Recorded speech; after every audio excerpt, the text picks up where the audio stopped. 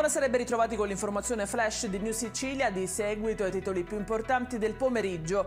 In apertura l'affidamento a Mediaset del servizio per la realizzazione e messa in onda in diretta televisiva su Canale 5 del Capodanno 2025 da Catania. Dopo i rumors delle settimane scorse e la smentita della regione, nelle scorse ore è arrivata l'ufficialità.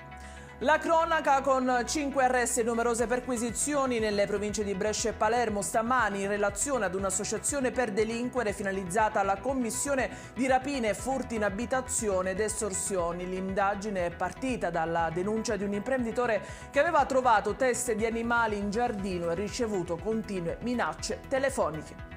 Sangue sulle strade del Messinese. A Sant'Alessio Siculo, Catena Russo, 58 anni, è stata investita da uno scooter guidato da un giovane di 17 anni di Furcisiculo mentre attraversava la strada. L'incidente è avvenuto ieri sera poco dopo le 20 sulla statale 114.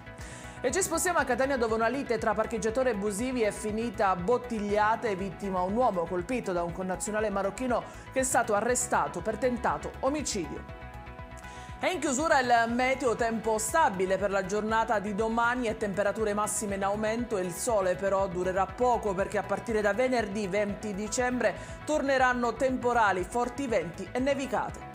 Ed è tutto per questa edizione del TG Flash. Io vi ricordo che i dettagli su queste notizie e molte altre li trovate sul nostro sito www.newsicilia.it e sui nostri canali social. Grazie per averci seguito, io vi auguro una buona serata e vi ricordo l'appuntamento come sempre domani alle 13:30 con nuovi aggiornamenti. Arrivederci.